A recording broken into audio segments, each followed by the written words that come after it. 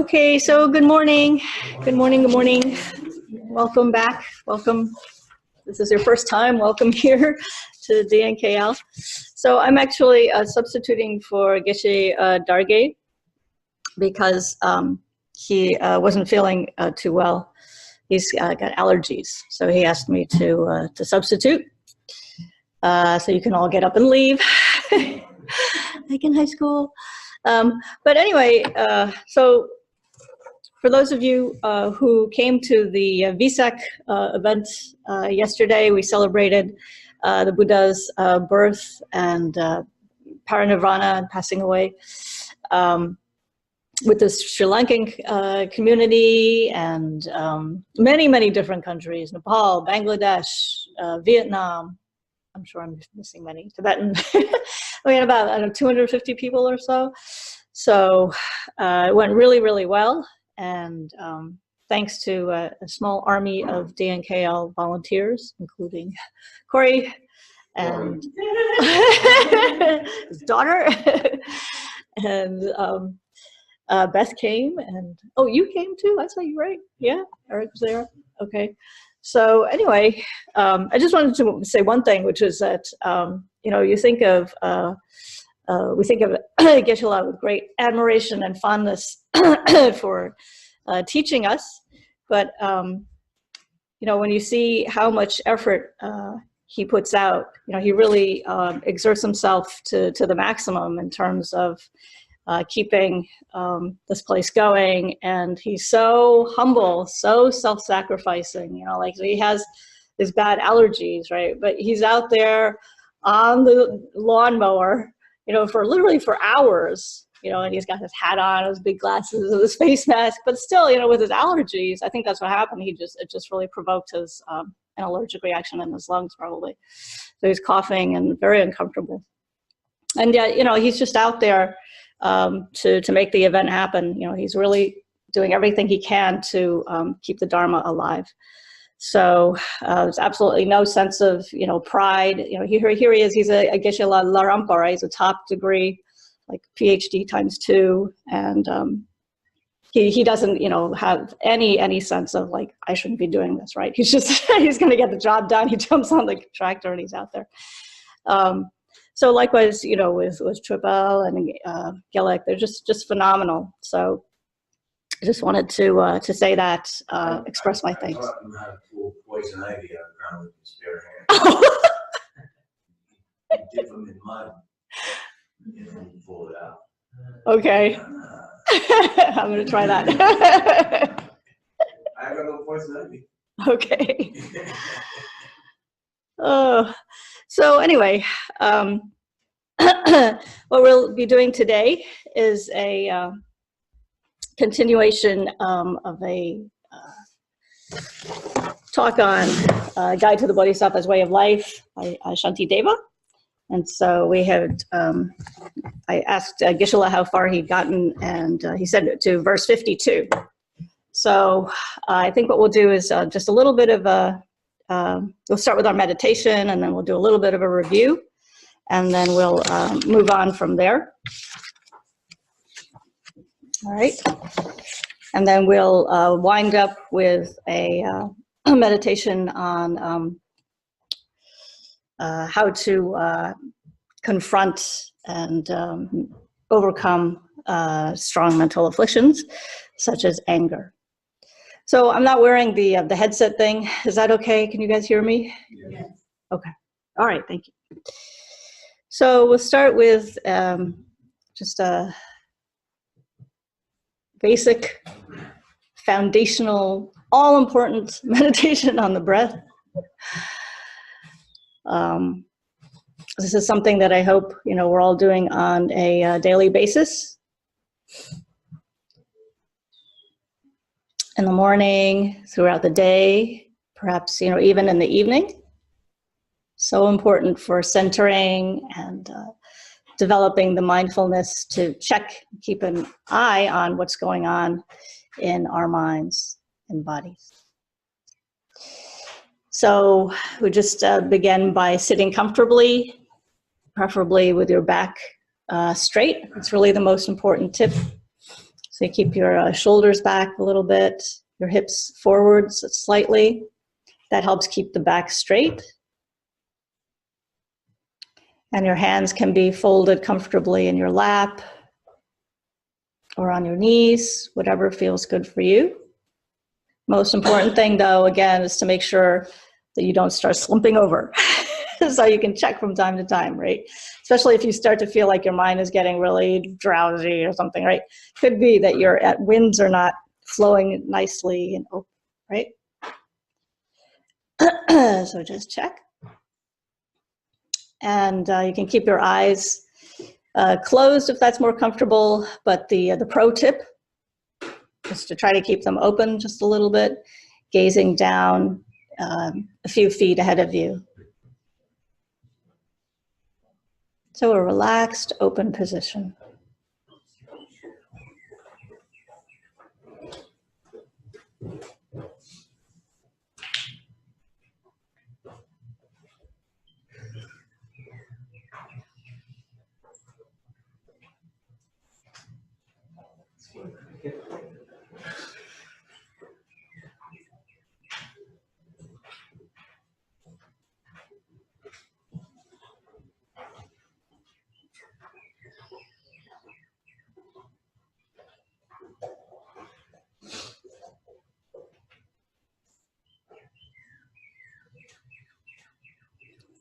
And spend a few minutes just bringing your attention inwards,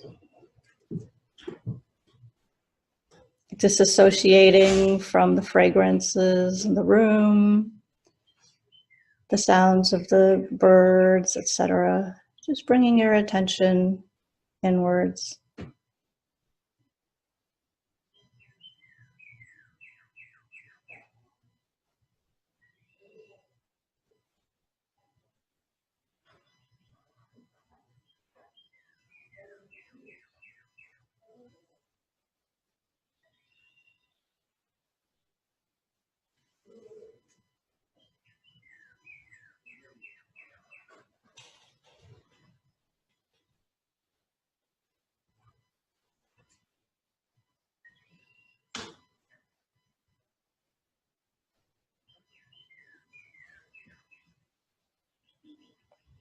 And as you're doing this, you can soften any areas of tension that you might feel.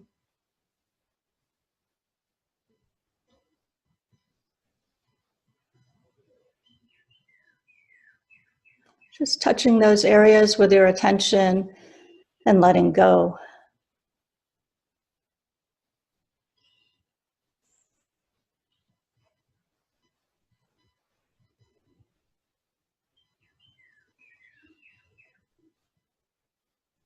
Softening, opening,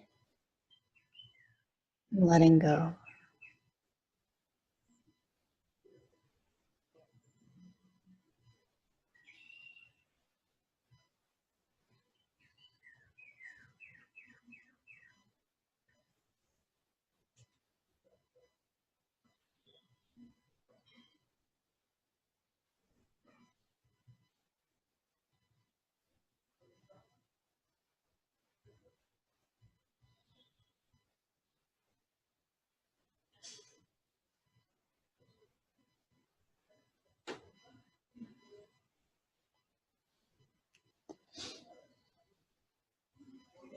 And then bring your attention to your breath.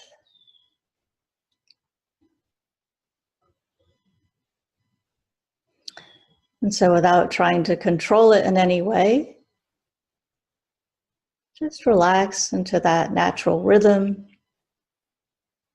the inhalation, abiding, and exhalation.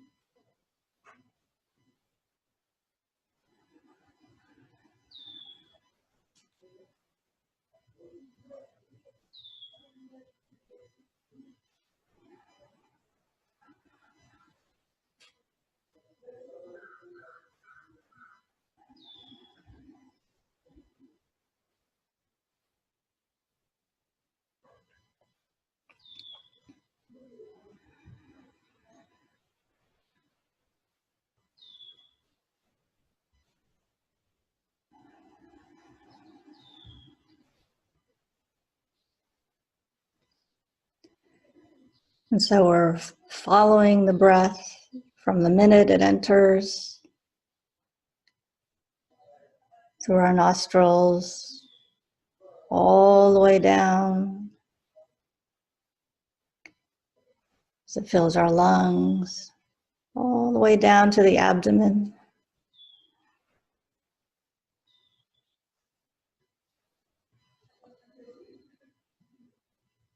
Through every corner of the body. And then on the exhalation, all that stale energy is expelled, leaving room for the next breath. So really follow that whole process. Make that the center of your attention.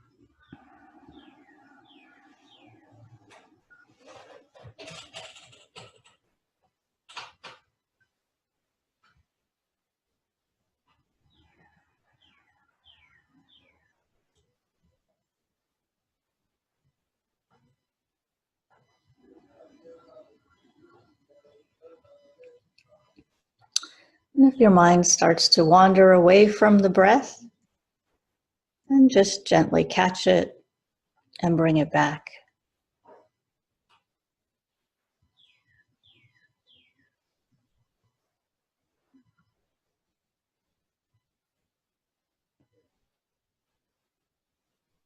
There's no need to scold yourself or to feel disappointed.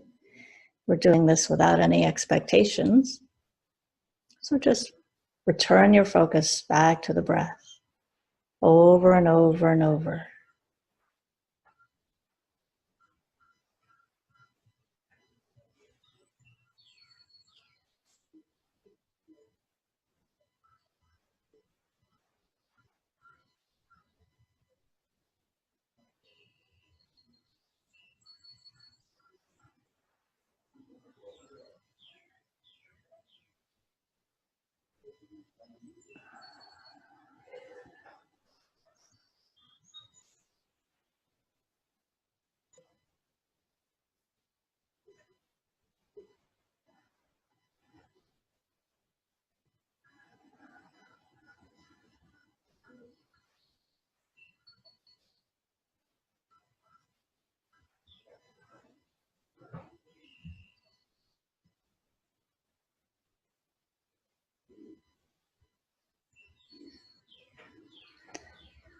Okay, so we'll gently release the breath. Bring our focus back to the sights and sounds and smells of the room, our environment.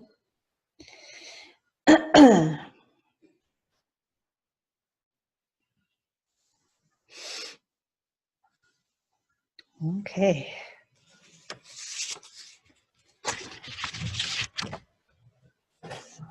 So the more we practice this meditation on the breath, then you'll find that there's so much going on, inside. We're exploring the inner world of our physical experience, right? And so the more we do this with repeated practice, then we can identify increasingly subtle changes in what's going on inside, right?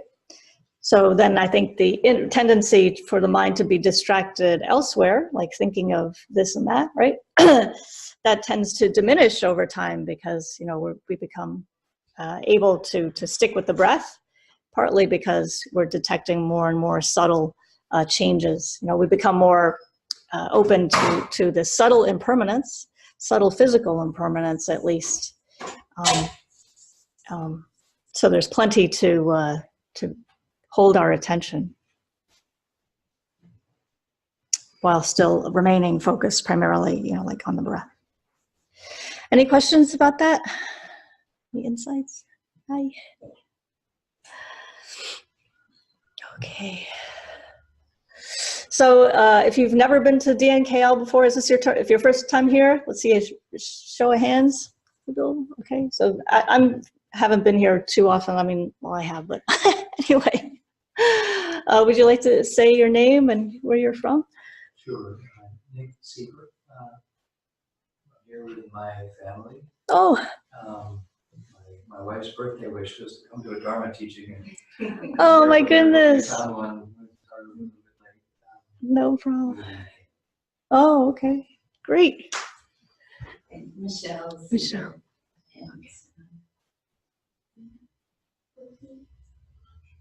My name is Ala. Okay.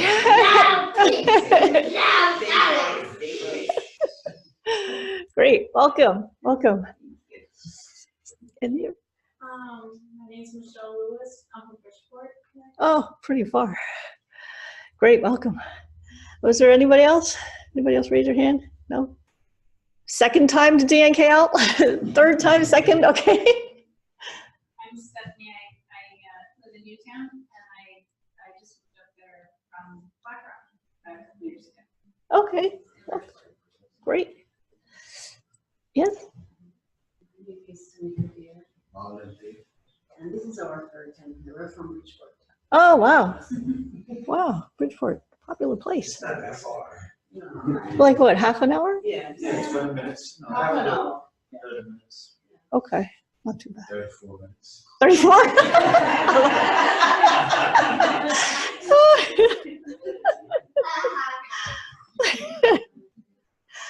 Okay. So we've been talking about anger, right? Patience as the antidote to anger, right?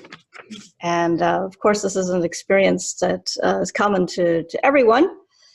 So this is a particularly important and appropriate topic, one that we can come back to over and over again, right? So what we're trying to understand is what are some of the causes of the negative emotions, such as anger. So let's just start with that, like a little recap on the causes of anger in particular. And so it all begins with birth, right? So in the Buddhist perspective, birth is where it all starts. It kind of makes sense, right? Because we're born with these this tendency, this subtle tendency, this predisposition to have a wide range of thoughts, emotions, and feelings, and one of those is anger.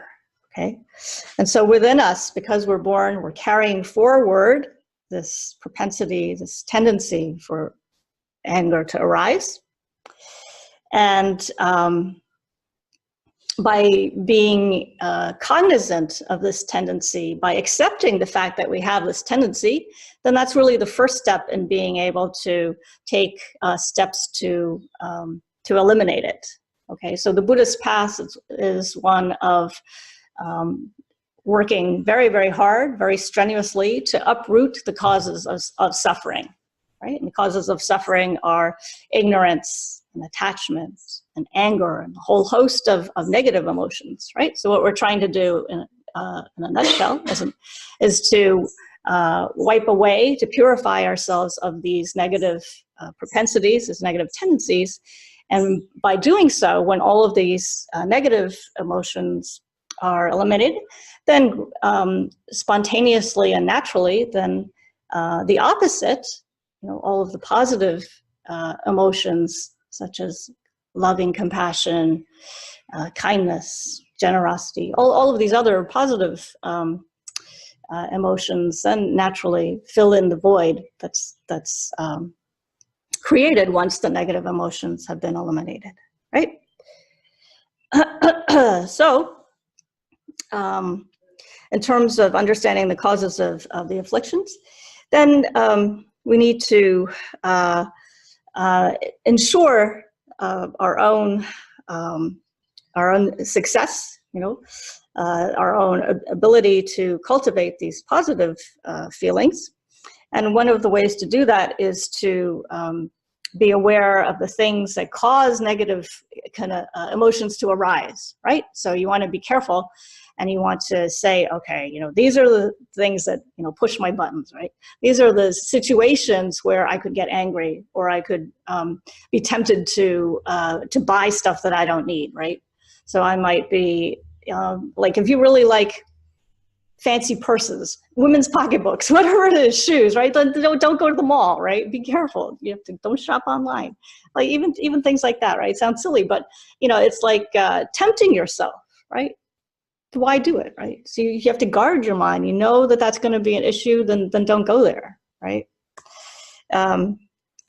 So likewise, if there's certain what our emotions are triggered, are flavored very much by the context that we're in, right? The social context, the environment that we find ourselves in, that can provoke strong emotions, whether they're emotions of attachment or hatred, etc. And so being careful about how you surround yourselves, with certain people. Don't fall into bad company. Be choosy about who you become friends with. Try to be very careful to ensure, again, that your environment is conducive to growing these more positive feelings, right? So, for example, you be careful about the types of, and this is really true, particularly as parents, right? You have to be really careful about, what kind, the books that your children read, the type of music, especially as they get older, and the music they're exposed to, social media, of course, right? And so for even us as adults, we have to be very, very careful. So our minds are something that we need to protect, right? Our minds are very fragile, right? Easily influenced, particularly for us as beginners, right? So it's something that we have to be very, very careful to protect, making sure that we reduce the number of harmful influences as much as possible. So also there's this sense of what we become habituated to, what we become accustomed to in terms of the causes of afflictions, right? So over time, we create certain expectations, perhaps for happiness, right? And we become more and more attached to, what we think happiness should be like. We have these great expectations of what happiness should look like, or feel like, or smell like, right? All of these senses are involved in this definition of happiness. which of course changes over time, but I'm just saying that, you know, we have this habit of defining happiness and then redefining it. And it involves all of our senses, right? So we define like the collection of conditions that must be present for happiness to arise. So for example, a simple example would be like, you know, you sit down to, you cook something, right? A nice meal, right? So whether it's, you know, whatever, really simple, peanut butter and jelly sandwich, right? Peanut butter and jelly sandwich by definition has to have delicious peanut butter, right? What else is in your PBJ? You got to have the jelly, right? And you have to have good bread, right? If you didn't have all of those together and it didn't smell right, it didn't look, the color wasn't quite right? The texture of the bread wasn't quite right. If you gave me crunchy peanut butter instead of smooth, right?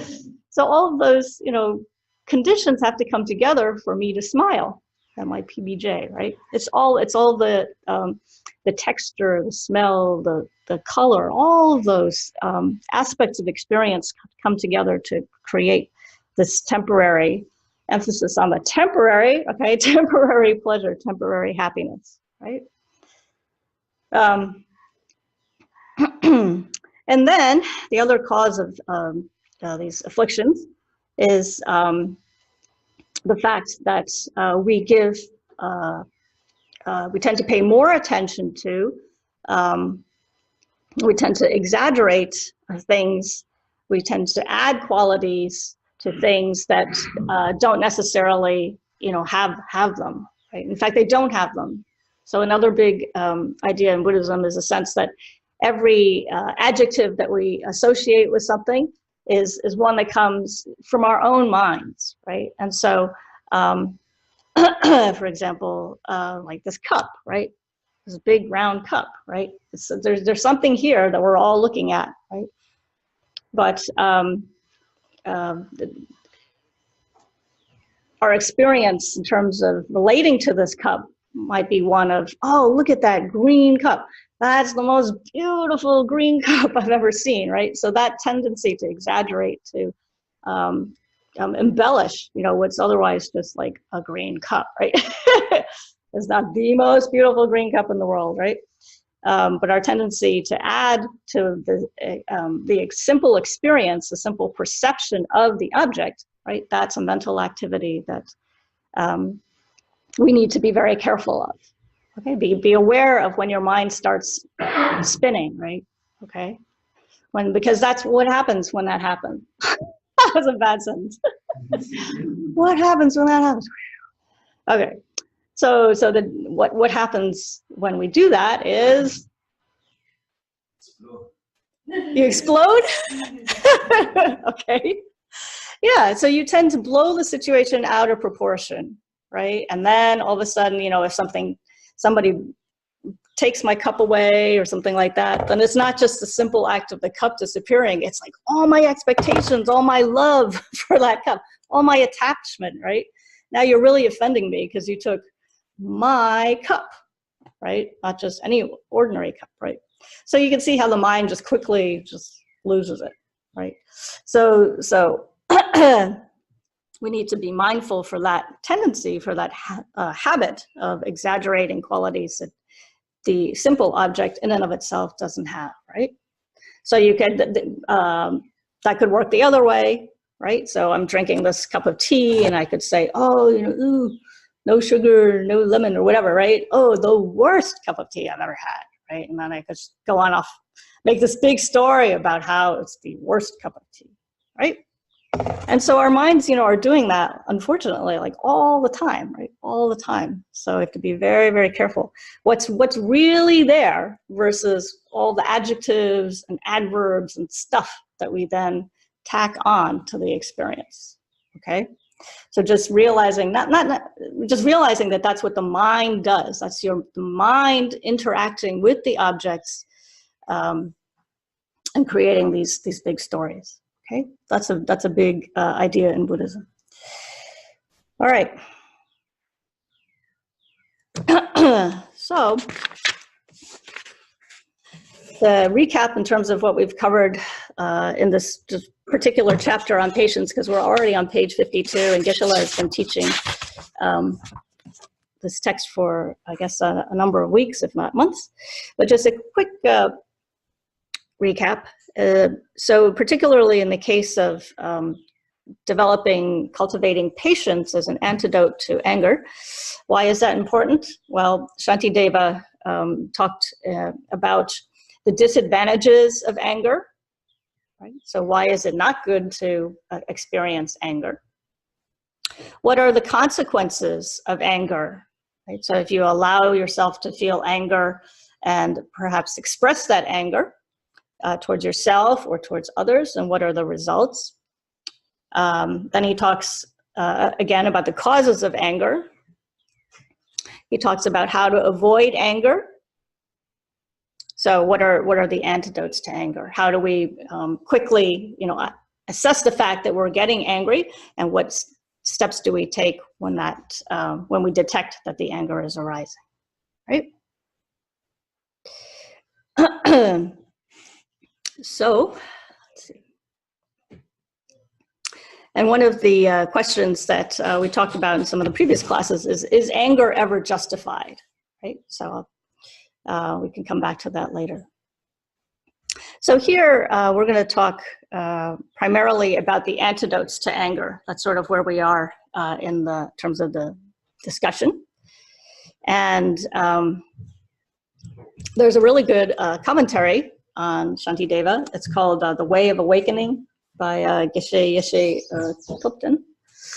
And so when I was getting ready for this class, then I was consulting this particular commentary. There are actually not too many commentaries just on this text, but this is a good one. And so one of the topics that we had touched on was the three types of patience.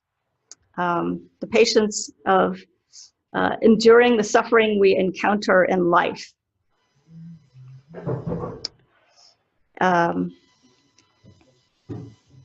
That's the first one, patience of enduring the suffering we encounter in life. The second is the patience of not taking revenge, but instead joyfully enduring the harm brought on by others.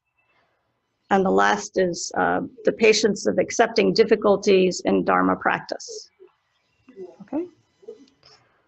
So the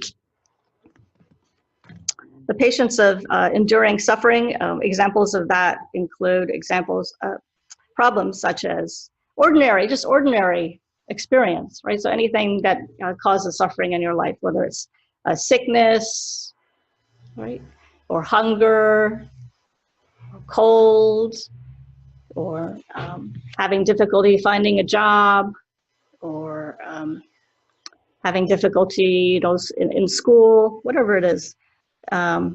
So the antidote to, instead of getting angry about all of these problems, then what we need to do is to look for solutions, to find a reasonable solution without allowing this unhappy state of mind to arise, right? So we don't want to become anxious and depressed and angry and frustrated, right? Because all of those emotions are just going to make it more difficult to find a reasonable, good, positive solution. Right? So there's no point in adding this mental suffering on top of, particularly on top of like what's primarily a physical suffering, such as, let's say, not having, feeling hungry or feeling cold, okay? So there's no advantage to adding that level of mental suffering. So what I'm trying to say is that, we have a choice, right? We always come back to this idea of a choice, right?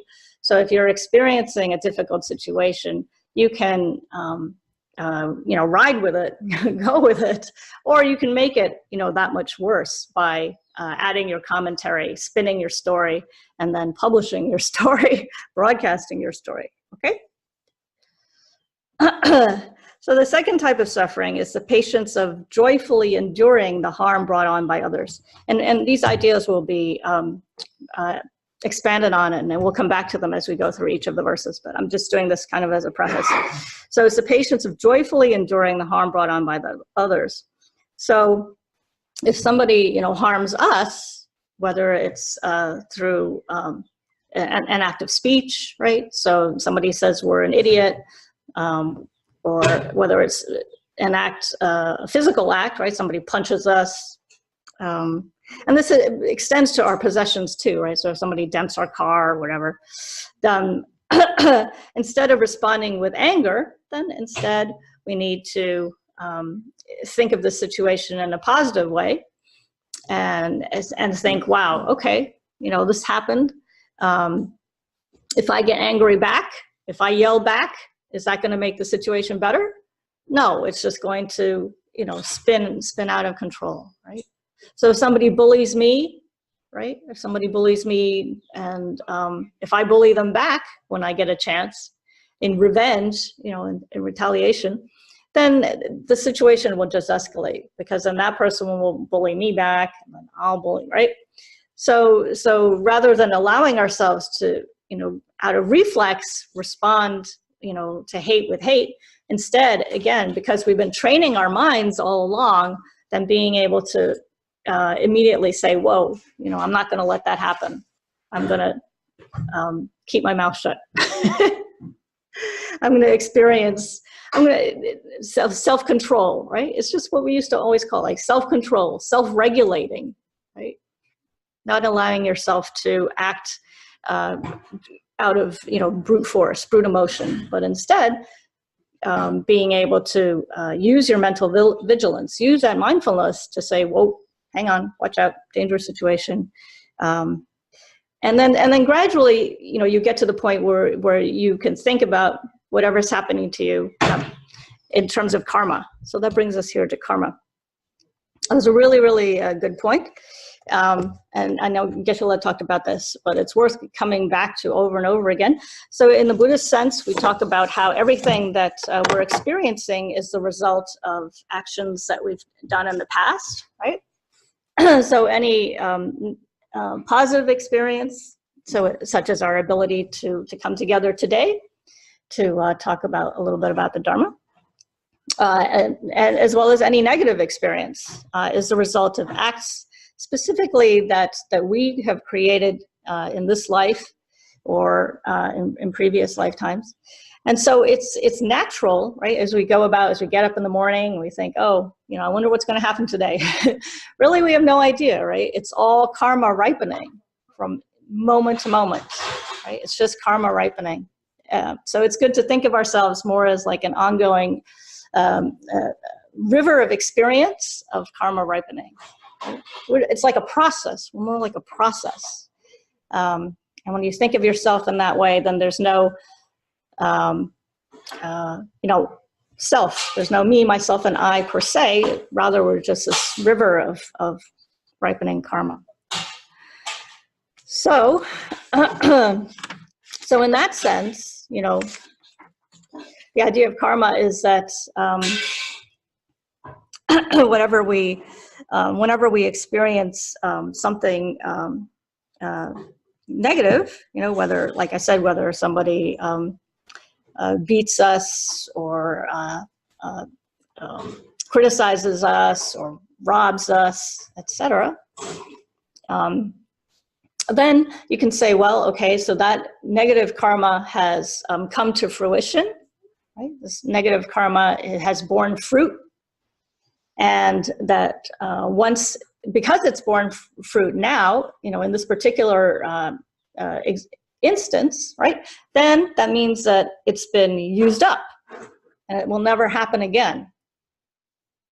And so that's where the joy comes in. You can think, wow, I've used up that negative karma. It's never going to come back to haunt me. It's over. It's done, right? And it could have been worse, right? But that particular negative karma, we've got a whole pile of it, but that one's gone. Don't have to worry about it.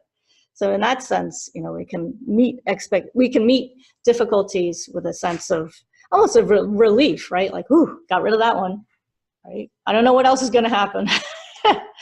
I know I've got plenty of negative karma that's got to be used up with, but that particular one came and went. So it's good. It's good. Because the whole goal, like I said earlier, the whole goal is to rid ourselves of negative karma and to instead accumulate positive.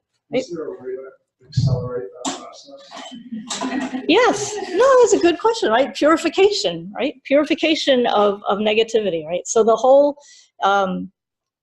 one of the top benefits of being born as a human being is to purify all of the negativity that we've accumulated in the past. Right? So we have, Virtuous actions. yeah, absolutely. That's really the best way. It's not just sitting and mumbling mantras or doing the prostrations. That's certainly an important part of the practice. But the most important part is by being kind to others, right? Because how do we accumulate negative karma? Primarily, it's what's that? Yeah. Okay. Yeah. So we accumulate negative karma by being unkind to other human beings, right? Or animals, or right, to other beings. We harm others, that creates negative karma. So to purify that type of negative karma, you do the opposite, right? You're kind to others. You're going all out to help others, right? By practicing loving kindness, that in and of itself is purifying countless, sorry, I think I'm tired, countless amounts of negative karma. But do you have to experience a type of suffering to eliminate the negative karma? Do you absolutely have to go through the fire to be pure? Or can you prevent it from rising by acting positive? I think you can. I think it's probably, for us as ordinary, probably a mixture. It's probably going to take both. But certainly, the more you can do to help others, the faster you're on the path to, right? Because if you're trying to become enlightened, right, what is it all about? Being a Bodhisattva, what's it all about? It's like I was giving that example of Geshe-la, just going all out for other sentient beings all the time, never holding back, right? Not out of a sense of my enlightenment, right? Get out of my way, I'm going, right? No, it's purely out of a sense of devotion to others, right? Me, myself, and I, just out of the picture, right? Out of the picture. So in other words, that directive to not respond to a negative event with anger or frustration or whatever is the way to get there. That's because you're actually right preventing that negative karma from affecting other people. So that so your I guess your joyful acceptance of negative karma coming your way is your wanting that not to hurt other people. Right, there's that aspect to it too. Absolutely, absolutely. And then the practice of meditation is the process to help you get to that point, right? Because we're not trying to be great meditators in a sense, because it's not helpful to be just sitting meditating. We want to put it into practice. Absolutely. So it's that means to be more kind to ourselves and to others. Right, by being able to, so meditation gives you the opportunity to develop that capacity to control the mind, to watch the mind, right? So if you can do it on the cushion and you can hold your focus on an object as long as you want, right? Then that's one of the, like criteria for being able to say, you can meditate, right? I can meditate on my breath for as long as I want to. I can meditate on an image or an emotion, a thought, as long as I want to, without having my mind do whatever it wants to do, right? I'm in control. So when a difficult situation arises throughout the day, then you're right there, right? You can catch the negativity as it arises. You can apply the antidote immediately, right? So that's the value of meditation in that context. I'm sorry to overthink this, but I look at past karma as a debt, and I can prevent future debt by not borrowing more, or doing something to incur future debt. Right. But I can't eliminate that debt unless I repay it. And just the act of not borrowing more doesn't repay the debt. Right, So right, right, right, right. I don't see how a virtuous action can Because you, eliminate past negative karma without going through the process of the negative result that is going to be a future result of that past non-virtuous action. so two types of purification, and maybe this answers your question, and it's a very good one. So the sense of a karmic debt or indebtedness to all mother sentient beings, right? So to thank them for the kindness that they have shown us, right? Then that's in a sense like a karmic debt. So that's why I was saying, by being kind to others. So whether you're kind to your spouse or you're kind to your parents, even though maybe they're rude to you, they're unkind to you, you instead of responding, then you take care of them, right? You're always there for them. So that creates virtue, and that virtue supplants, helps eliminate, wash away some of that big karmic debt, the negative karmic debt. And then secondly, the more formal practice would include Nune, which is coming up, the fasting practice, mantra recitation, prostrations, and the like. So, Nune, the fasting retreat we're doing here. Yeah, so a couple of, I think in 2 weekends we're going to be doing that. So, does that help? It does. Thank you. Okay. When we're giving compassion to others, I think this first have to also have, well, at the same time, have compassion for self. Because it's, let's say someone has, sometimes the best thing to do is to walk away. Mm-hmm. The most compassionate thing, I think. Someone's asking too much, that also is like an attack on oneself. Don't have to get angry. Wish them well and move on. Sure. No, that's a good point too. Yeah, we have to be accept our own limits, right?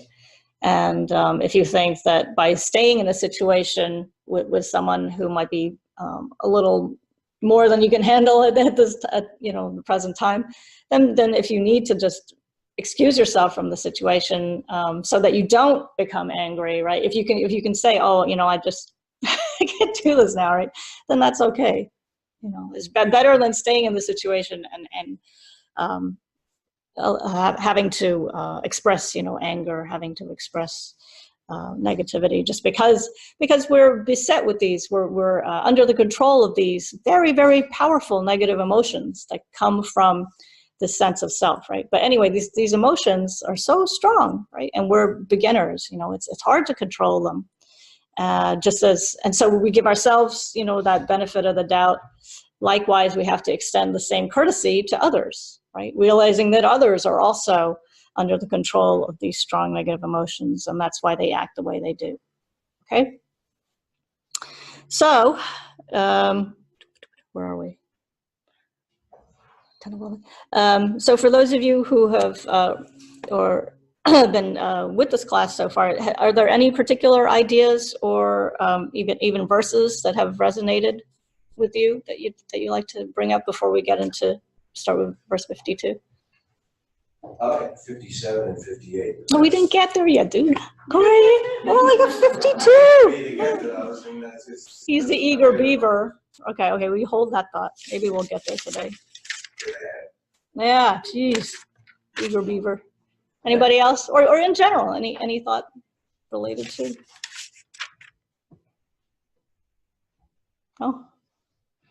In my experience, it just feels better when you're compassionate, when you have a compassionate response, or even just maybe a neutral response, than an angry response, or that initial burst of irritation and noise. It has felt better. You just let that go. And just go with it. Just be as calm and compassionate kind and considerate as you can in a difficult situation. Like Right, right. somebody's really going off Mm-hmm. at work or something. You just sit there like, well, all right, let him go. He's just doing his thing. He's upset. Yeah. And just let it go and just say something positive or calming. Like intentionally try. So you intentionally try to reframe the situation, Yeah, right? Yeah. It feels better to me. Yeah. And sometimes I notice that the other person kind of calms down. It's like what you're saying. It's like, gasoline. There you go. Yeah. And, you put some foam on the gasoline and it'll calm down. Right. Right. So it is helpful. Okay. For me personally, it is helpful. To practice. For someone like if you're in the midst of anguish, I mean, how do you really deal with it? Like the thing that creates, okay, let me be straightforward. So currently my daughter is recovering from a chemo and bone marrow transplant that failed.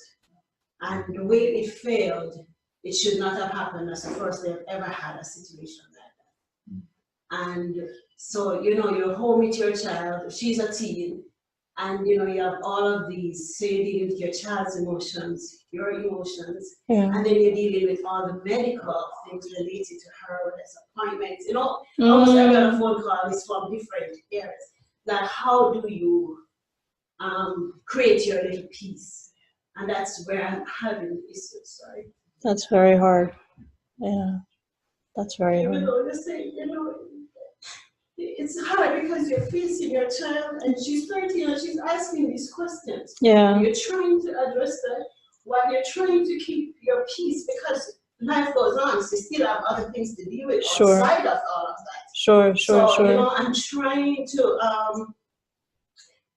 find that inner joy. It's like I feel like somehow it's like so 1 minute it's joy because you have your child and you see that she's trying hard to stay strong. At the same time, so it's how do you kind of try to have more peace? That's where I'm finding it very hard. Of course. I don't know. Like that's why I'm here. Like how do I? How can I find a little peace for me? Just a little peace. I know it's not going to be forever. I mean, sometimes it's going to get calm, but I just want to have just that peace. No, for sure. Well, I think there's no really easy solution per se, but I think you have to maybe just try to keep things in perspective, right? And think that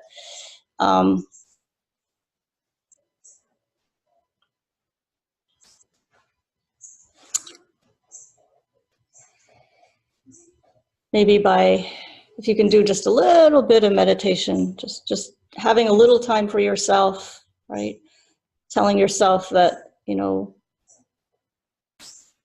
this is a difficult situation, that it's come to pass as a result of many different circumstances, but that by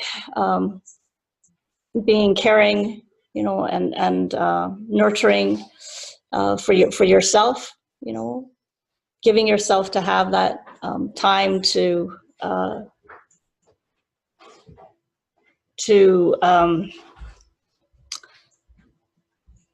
keep yourself strong, right? Giving yourself, a few moments of the day to nurture yourself, to heal yourself.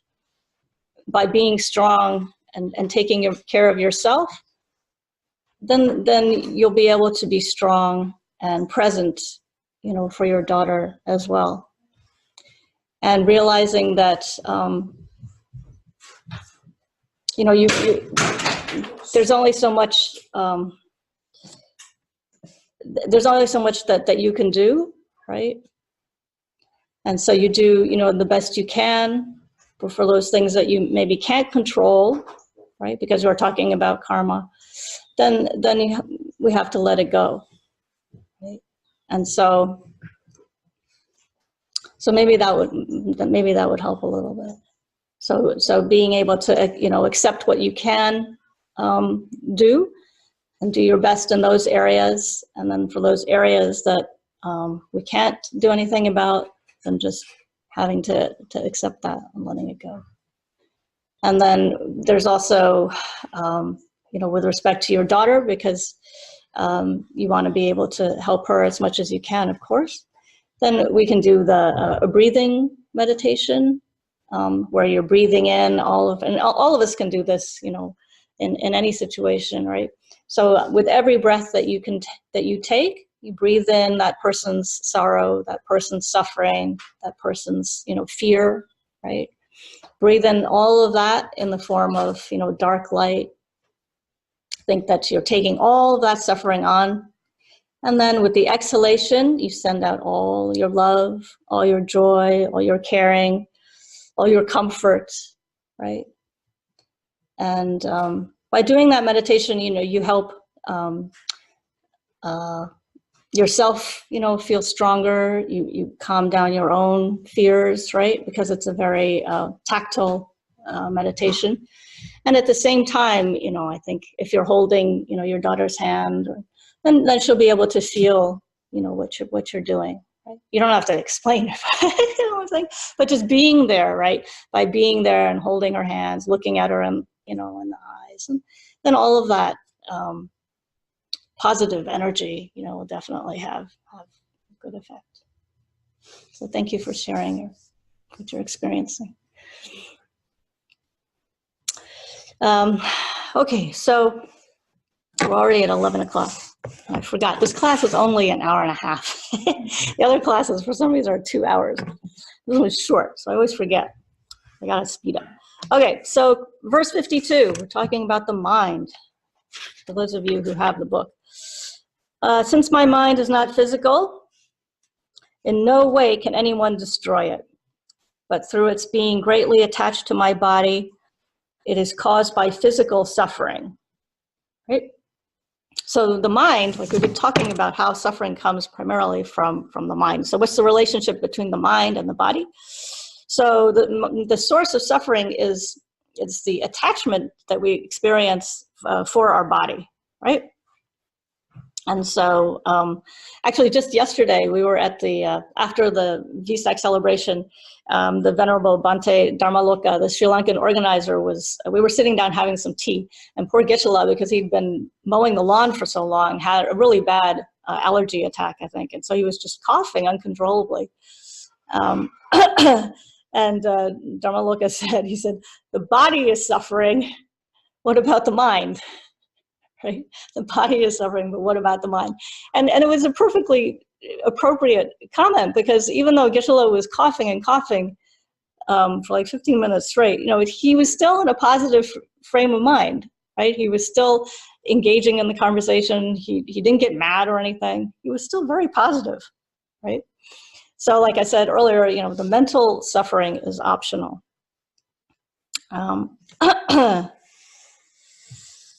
So here's a quote from the Dharmapada, which is, I think, right on target here. It says, in terms of the mind and the body, wandering far and alone, intangible, the mind is hidden in the cave of the body.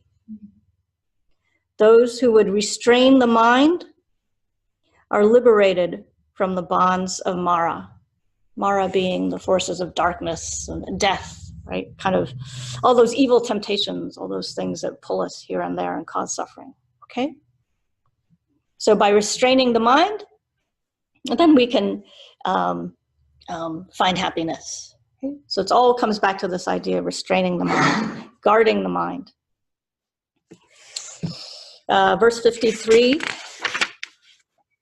since disrespect, harsh speech, and unpleasant words do not cause any harm to my body, why, mind, do you become so angry? So this is the verse that then sets the stage for the verses that follow. So here we're focusing primarily on the sufferings of related to speech, right? So disrespect, harsh speech, and unpleasant words. So those don't cause any physical harm, right? It's not as bad as if somebody, you know, shot us with a BB gun, something like that. So why should we be angry? Where is this? What it comes down to is, where is the self, right? Where is the self that is the recipient of this hatred? And so I got a little, not distracted, but I found some similar verses in Aryadeva's 400 stanzas on the middle way. So this is another really important text in Buddhism. And so for those of you who are, you know, are students of Art Engel, you know, Art Engel, who's been coming here to teach, and also is the top world-class famous translator. So anyway, he, just as a reminder, he is teaching on Aryadeva's 400 stanzas. He's teaching on Saturdays. So if you're interested, or maybe you're already listening in, there are recordings of his teachings along with notes. It's phenomenal, just phenomenal. So anyway, Aryadeva said, along the same lines, he said this. It is said, unpleasant words end previously done ill deeds. The ignorant and unwise do not want to purify themselves. So this goes back to the idea we were talking about just before. So hearing unpleasant words is said to purify or to rid the effects of previously done ill deeds by bringing them to an end, right? So it's actually a good thing that somebody just called you an idiot, right? Because that karma has ripened, it's not going to happen again, right? So it's the result, the fact that you were insulted is the fact of something that, an action that you did in the past, but now that it's ripened, you don't have to worry about it happening again, right? So not to feel glad, but instead to feel angry that somebody insulted you, is just to be ignorant, right? So if you get mad, then you're just not understanding the fact that, wow, this was a great opportunity. This is fantastic because the negative karma has been purified. Okay. So I hope that's helpful. So it's a form of purification. It is purification, and this karma has ripened. Don't have to worry. Likewise, okay, though unpleasant to hear, they are not intrinsically harmful. Thus it is fantasy to think that what comes from preconception comes from elsewhere. So though hearing harsh words causes us pain, right? It never feels good when somebody, you know, tells you that, you know, you're subpar, that your performance is no good, right? Immediately you feel like, oh, you feel terrible, right? But there's nothing intrinsically unpleasant in the words themselves, right? So if there was something like toxic in the words, some poisonous quality to the word, then you would think that the person who uttered the words, the speaker, would also be harmed. So the point is that it's your own perception of these words, right? The words are just like air, right? They're like little, what do they call those? Sound vibrations or something. Sound vibrations. And they come into your ear sense faculty, right? And your brain processes it and you think, oh, right? You know, it's a negative reaction. But the point is that it's all your own interpretation of the words, right? So if you insulted me in a different language, right? If you insult me in Spanish or Chinese, or I might understand that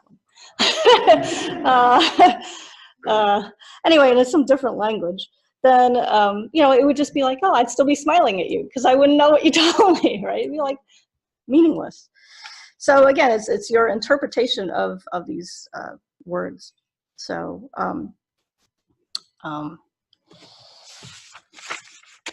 no point in getting angry, right? No point in getting angry. All right. So going back here to Shantideva. So why do you become angry when somebody yells at you? Because others will dislike me, right? That's one of the responses, because others will dislike me. And then the response to that reaction is. But since it will not devour me either in this or in another life, why do I not want this dislike, right? So the response is, so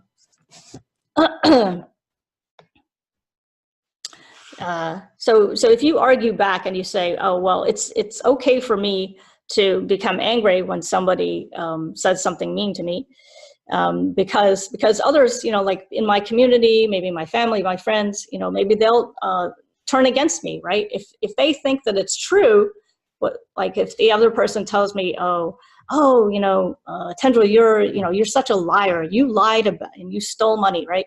And then somebody else, a friend of mine might say, oh, wow, really? Yeah, look at that. She's a liar, right? So they're not going to like me anymore, right? So I could be worried about that. I could be worried. But the response to that is saying that, even if somebody said that about you, right, then the karmic effects are what? Is that going to kill you? Is that going to cause me to just like die on the spot? No, right? The karmic effects are like, actually are going to be felt by the person, by the speaker, right? The person who called me an idiot, called me a liar, called me a cheater, right? Those are negative actions. Those are non-virtues that cause negative karma to ripen. But for me, personally, as we've been talking about, that's just negative karma ripening. It's nothing to worry about, okay? If anything, it's something to rejoice in.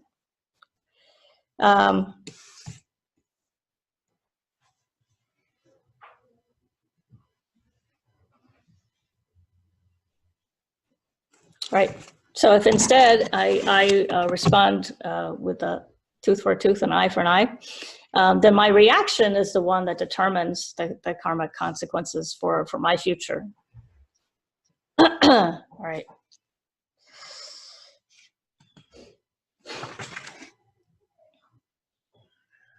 Okay, let's skip that because we're running out of time. Which one did you like, Corey? 55? We're getting close. It's probably not gonna be as good as you. No, 57 and 58. Oh, 57. Oh, all right, I was going to skip. Wait, let me It just really see. helped me out through some hard times. Just these two verses, just like got me through some really tough times. All right, hang on. Let me do 55, 56. Yeah, that's high expectations. 55 and 56. All right. So 55 is because it will hinder my worldly gain, even if I don't want this.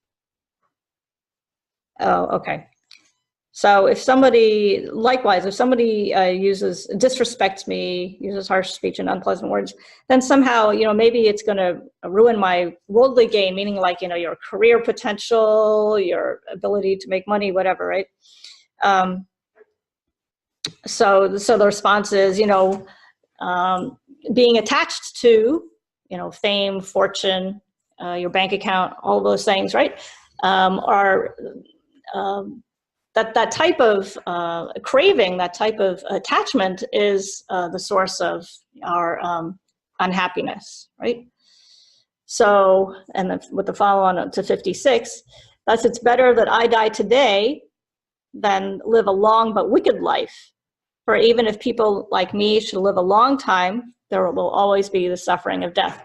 So the point is that, you're going to die anyway. You can die at any time, and you're not going to be able to take your possessions with you, right? So that all of that time and energy that we spend in accumulating all of this stuff, right, is basically a waste of time, right? Particularly if you're accumulating it through non-virtuous actions, right? So if you're lying, cheating, and stealing to boost your 401k plan, right?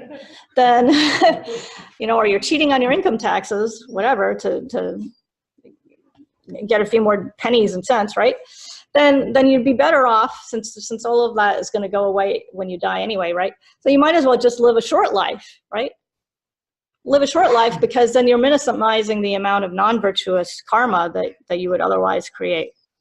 That's pretty blunt. Yeah. That's pretty blunt, right? Okay, so 57, right? Here's your fave. Suppose someone should awaken from a dream in which he experienced 100 years of happiness, and suppose another should awaken from a dream in which he experienced just one moment of happiness. For both of these people who have awoken, that happiness will never return. Similarly, whether my life has been long or short, at the time of death, it will be finished like this. Okay, Corey, why did you like these verses in particular? It's just, you think that everybody else, you know, has it better than you, and even if you're suffering, well, they're not suffering, so why am I suffering? But in the end, everybody is going to experience the same suffering. The suffering of death, or the suffering of samsara in general? Yeah, just fear of death, and it's just, there's no escaping it. Okay. Okay. It's pretty heavy, 2 verses. Yeah, I think you picked the heaviest too. All right. Okay, and then 59 is, we're going to end on 59 so we can do the meditation. Although I may live happily for a long time through obtaining a great deal of material wealth, I shall go forth empty-handed and destitute, just like having been robbed by a thief. Right, and then it goes on, there's some more about material wealth. But anyway, I want to tell you a funny story. This is my karmic lesson of the month. No, I don't know. My karmic lesson. So I went to on vacation with my son for the first time, and we went to France, and we went to see a national park. And so we're parked up along this road, you know, and there were many, many other cars there. And the people in France up to that point had been extremely kind. Like, they went out of their way to help us. They were always very, very polite and kind. And, you know, my son and I really stuck out as tourists because, number one, we're Asian. Okay, not that many Asians in France. So you're Asian, you're walking around with a map, and I was wearing my robes. Okay, when you're wearing funny red clothes and you're Asian, and okay. So you're pretty much like, you know, theft targets, as well as people being very kind. So anyway, we're up in this parking lot in the middle of nowhere in a national park. And this guy, we're in the car's here, right? We're in the parking lot, and this guy pulls up, and 2 guys get out, and one guy, so I speak a little bit of French, and he's like, oh, is it okay to park here? I probably should not have spoken any French at that point. But he's like, oh, is it safe to park here? And he's coming up with these stories about, I used to park over here. And then out of the corner of my eye, I see this other guy like going around the car. And you know how, like, you know there's something wrong, but you can't react fast enough? And you know, your instinct is to be nice to people, right? You want to give them the benefit of the doubt. You want to treat others with respect. That's our natural inclination, is to be, you know, nice to people, especially when everybody had already been so nice to me. So I'm just like, yeah, okay, whatever. And then boom, he's gone, right? He's gone. And then we look in the car, right? And he took my handbag. He took my son's camera equipment, which was like a lot of money, because he's like a photographer, right? Just like that, boom, he's gone, right? So, absolute panic. I was really scared. Because I thought he took the car key too. I was like, oh, this is not good. So then I walked over to a tourist. So just like a minute later, this group of tourists, French tourists, you know, showed up. And I thought, they're not going to believe me, because this guy had just, you know, fooled me. They're not going to believe me. I walked up to the guy. I'm like, oh, I was just robbed. You know, and I thought, oh, they're going to think she's just pulling, you know, she's a robber too. But no, they were so nice, right? And so they spent all this time helping me call the police, call the rental company, blah, blah, blah. So, you know, keeping this in perspective, right? Eventually the Dharma teachings came back to me after I stopped panicking. I'm like, okay, what's the lesson? Come on. Attachment. Yeah, okay, too much attachment to stuff, brought too much stuff. Negative karma ripening, right? Woo, I caused, and my son, cause the situation, right? We must have stolen in the past, and this is a negative karma ripening. So good. It could have been a lot worse, right? Reframe the situation. It could have been much worse, because I learned later that was when we went to the police station to report the crime. The guy was like, "Oh, you, this happens all the time." So it was a well-known location, and you know, if we'd left the car, it said rental car on the back. It had all of our, you know, belongings in the back. So they could have gotten everything, including the passports. So trying to reframe the situation, trying to think that the fact that the two bad guys then used my credit card and spent like $5,000 in like a nightclub. Okay, so what can you say? I'm like, I hope they had a great time. I hope they become professional photographers with my son's camera equipment and take really good photos, you know? What can you do but like makes, you know, whatever. I hope they're fine. I hope they're fine with the money, blah, blah, blah, blah. It's gone, right? Sir. I see it didn't disturb the peace. I tried not. Believe me, in the beginning it was like, so then the good thing was like, we're sitting there by the car, and the rental car was like, okay, we'll send you, you know, we'll come help you, right? Then I looked down, and in my robes, I found the car keys. I was like, because that would have been worse. Anyway, so the karma ripening, right? And like, you never know when it's going to happen. You absolutely never know when something good or something negative is going to happen. The fact that they came and they were so gracious, they spent so much time helping us get through that, was definitely, you know, balanced out the joy of purifying the negative karma. And then, like, to make a really long story short, so then we had to go to Marseille, and then we had to get the train to blah, blah, blah, blah, blah. We're on the train, and we saw a double rainbow.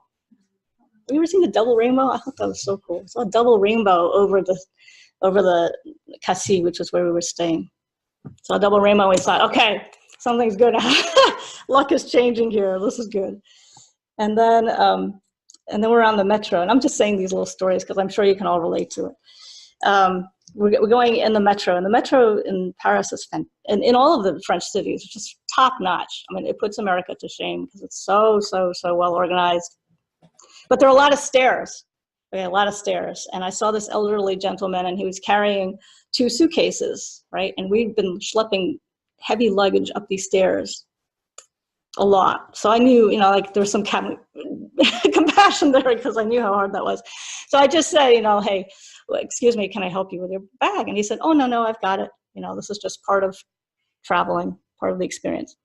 So we come up out of the metro, and we're standing by the bus stop, and we, of course, just missed the last bus, and there are no taxis. So we're looking at each other, my son and I, like, okay, it's 3 kilometers back to the hotel. Like, okay, we can walk. And then this car pulls up, and it's the old man who I had just spoken to about the luggage, and his friend, and they're like, hey, need a ride somewhere? I'm like, oh, yeah. They're like, get in. And then they gave us a ride all the way back down. So the funny thing was that we got to experience real French driving, right? They're crazy. They're so expert. They're like, yeah. So that's my French adventure. Okay. That's the Dharma in daily life part of the class, right? Dharma in daily life. That's the title of this class.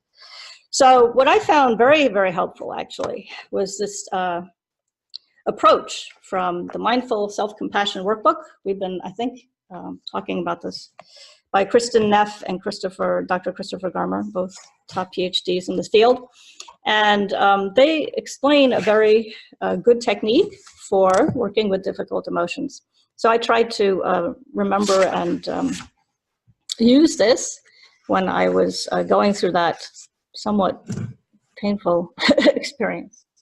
So let's try doing this for the last few minutes of the class.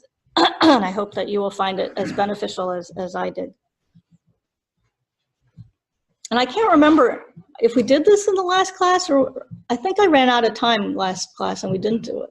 But anyway, it's one of those things which it can't hurt to repeat so that it becomes, you know, instinctive, your first reaction.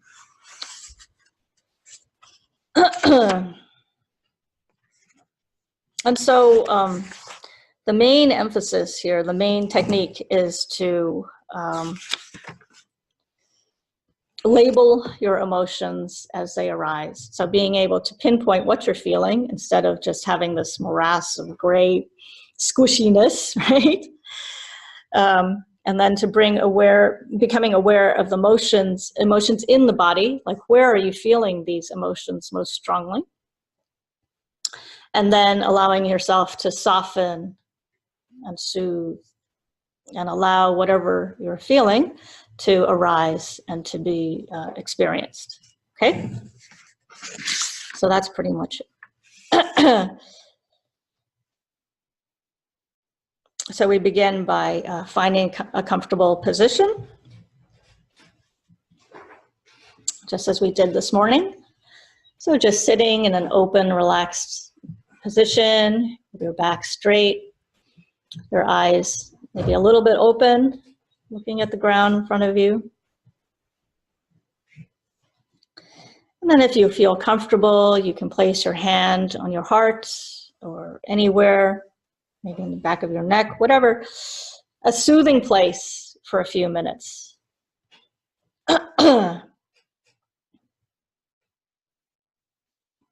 Just to help yourself, relax and to touch base with yourself.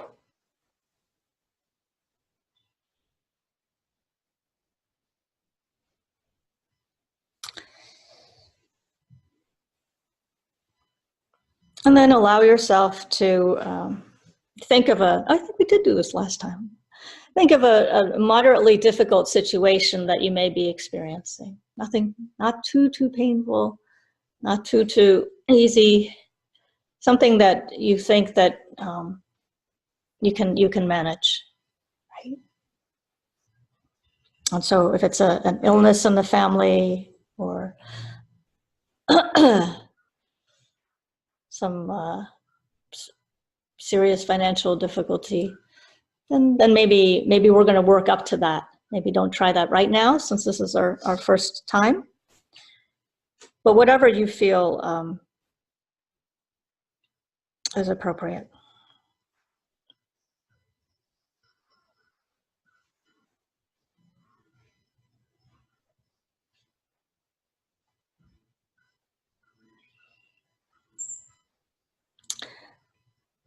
So as you recollect or relive this situation, notice if any emotions are associated with that train of thought.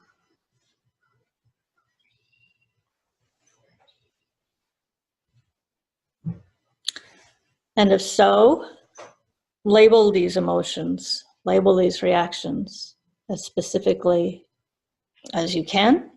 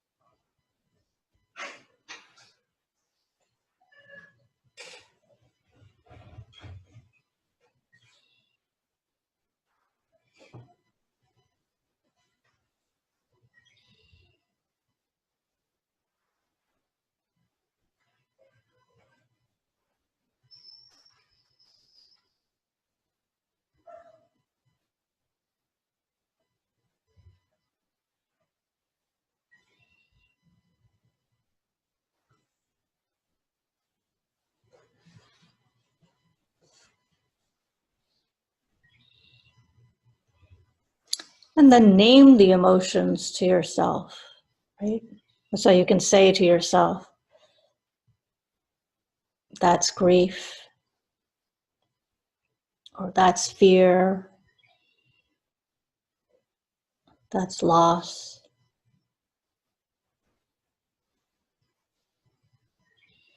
And so by verbalizing these emotions, that helps them stand out. Helps you sort things through. So you're not experiencing just a gray, shapeless, formless,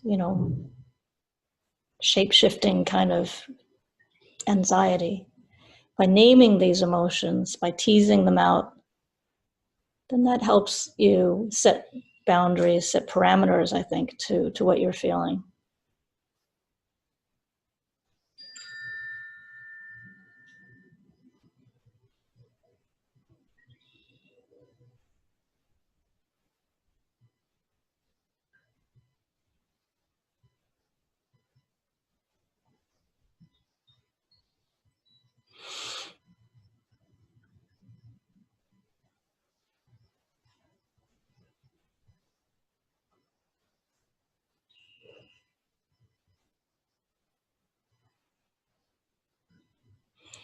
If you're experiencing many different emotions, as is often the case, then see if you can identify the one that is the most dominant.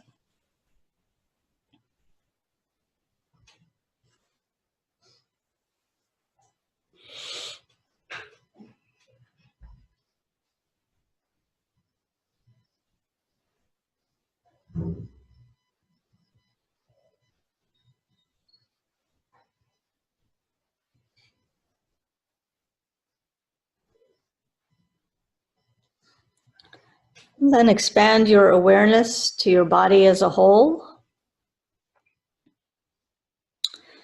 And while you're recalling the difficult situation, scan your body to feel where those emotions prevail. There may be one or more areas where you feel that response more strongly.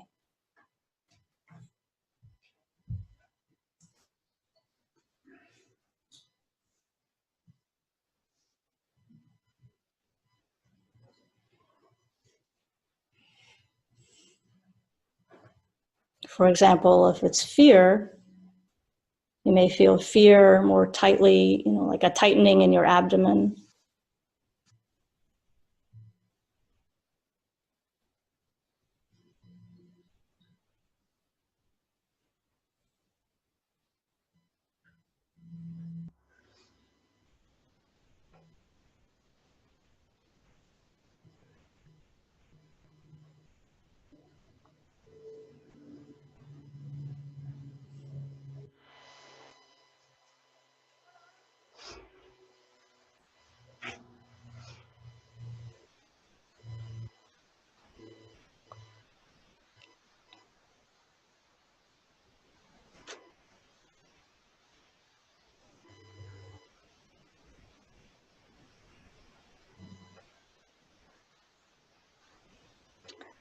And then bring your attention, focus on that area that you've identified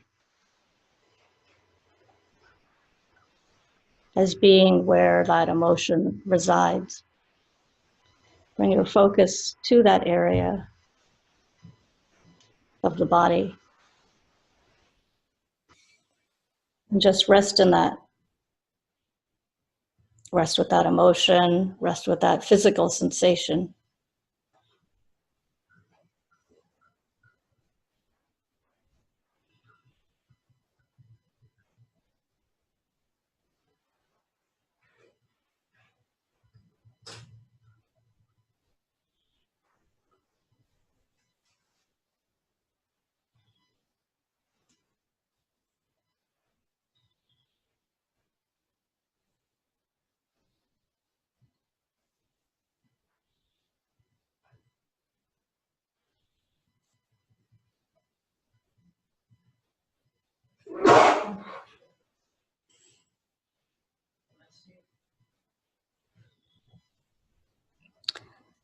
And then soften into the location in your body where you feel that difficult emotion.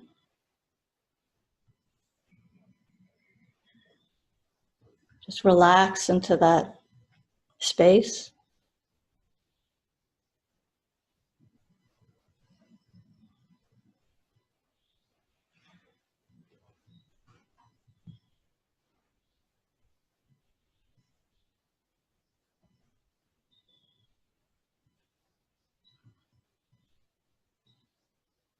can use your breath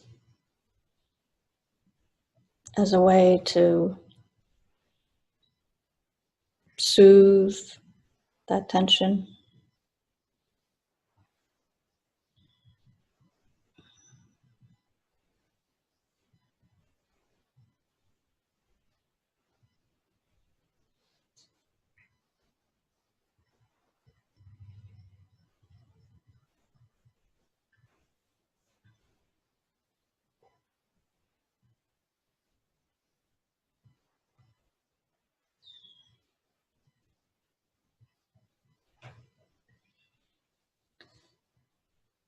If you feel comfortable, you can place your hand on that area,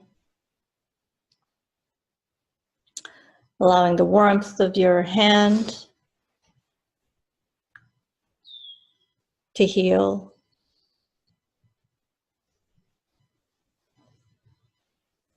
Thinking that the loving kindness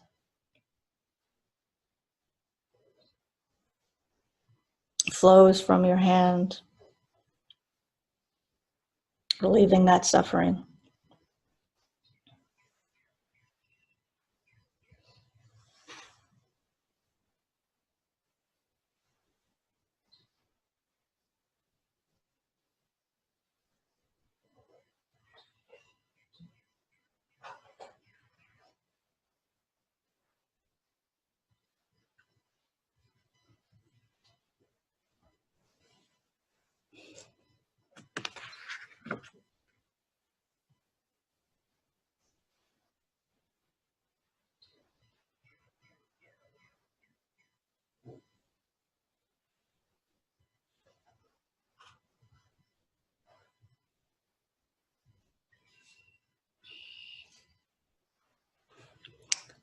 And finally, allow the discomfort to just be there.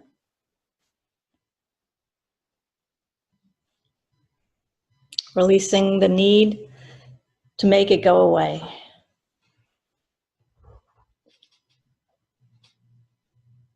So having no expectation, no, not making any attempt to push it away. Just whatever remains of that discomfort, just accept it.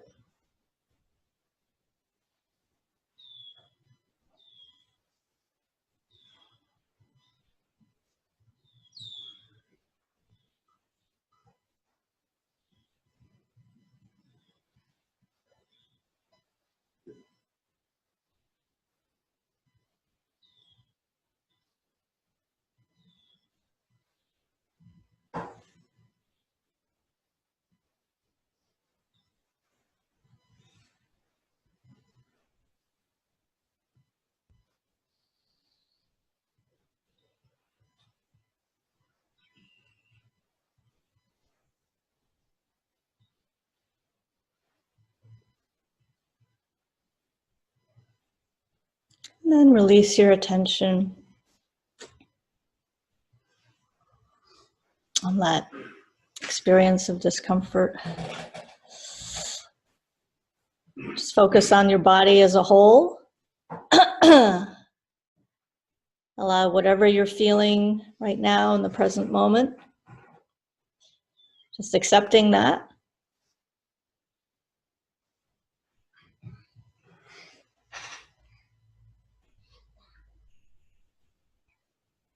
Feel exactly as you are in the present moment.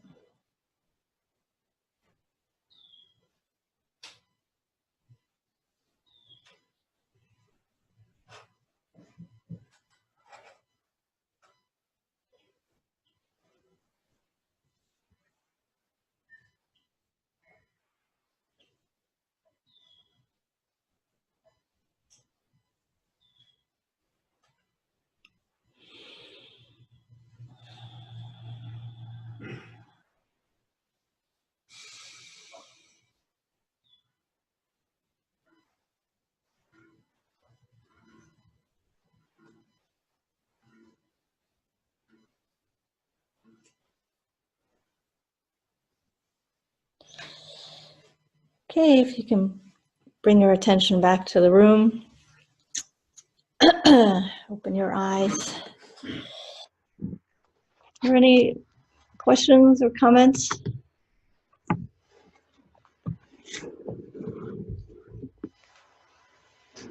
Uh-huh. Oh, glad you found it helpful. It's a great book. Mindful Self-Compassion Workbook. So I'll have the books up here if you're welcome to come take a look. Anything else? I just want to say that these two girls back here were the nicest girls to sit in front of us. Yeah, unbelievable. Yeah, that's true. Yeah.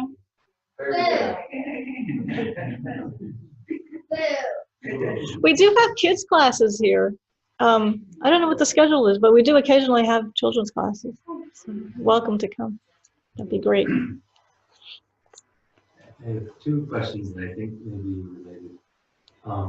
One is in compassion meditation, there's the version where you are calling to mind people who are going through abject suffering. Mm-hmm.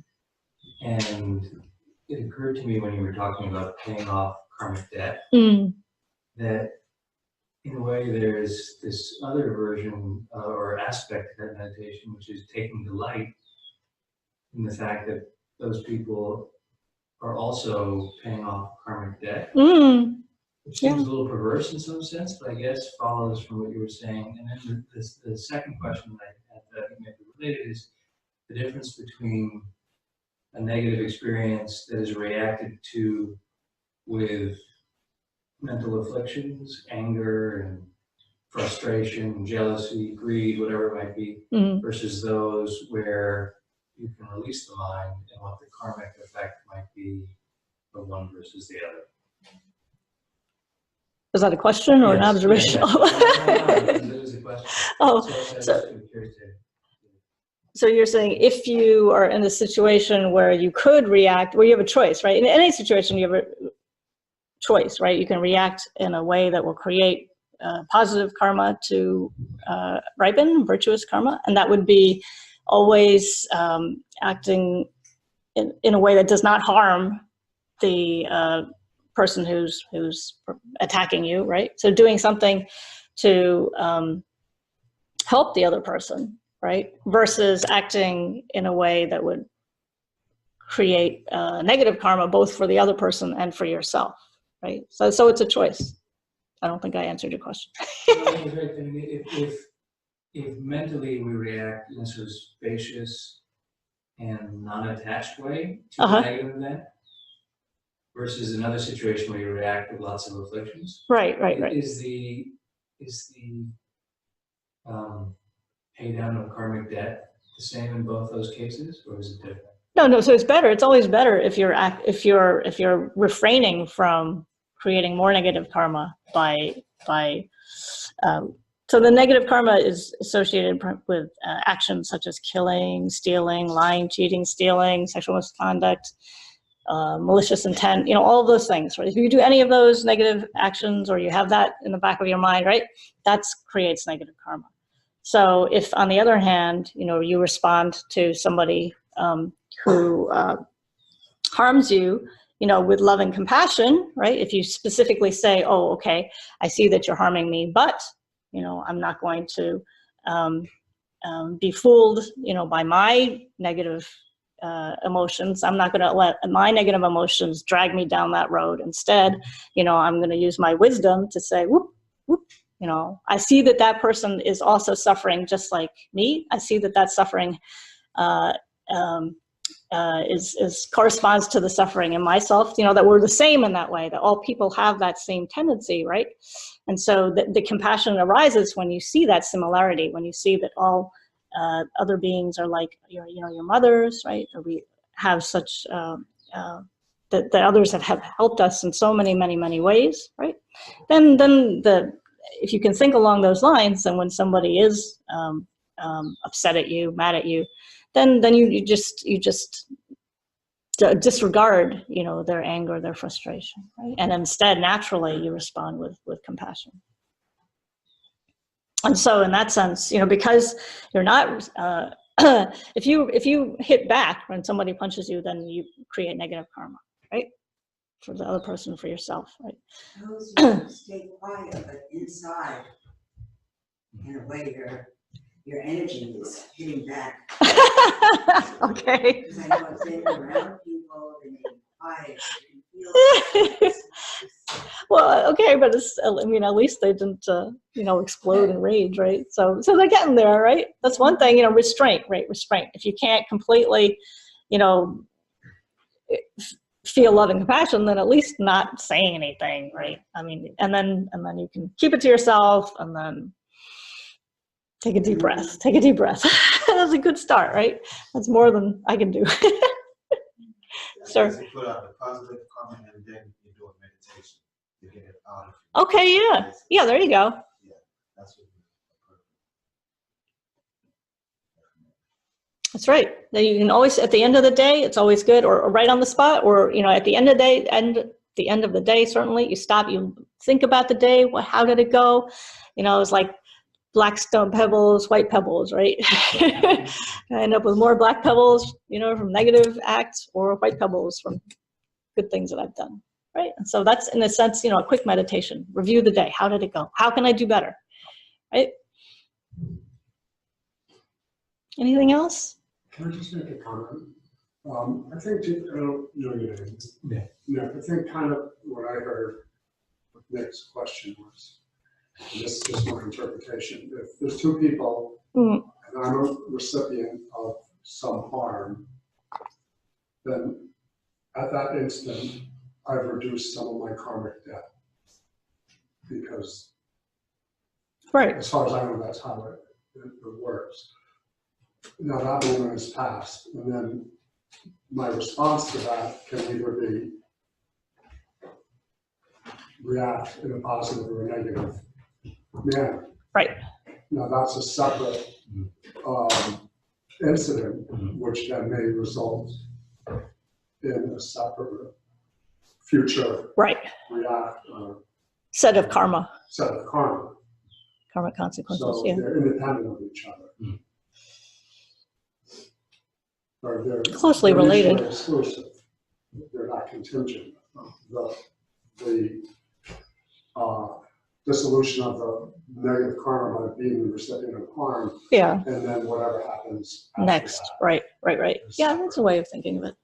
Yeah. Does anything just happen and have nothing to do with karma? Not so much. That's why we can think of ourselves, you know, as like the process, the experience of karma ripening. Right?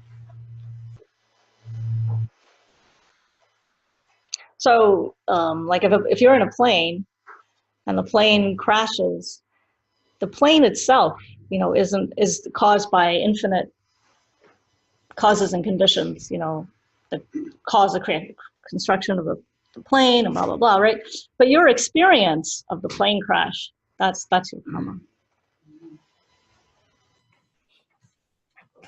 Okay, so we're 15 minutes over, and I apologize. I want to respect your time. I know you guys are busy. So thank you very much for coming. And if you have any questions or anything, I'll be here. But enjoy the rest of your day. Take care.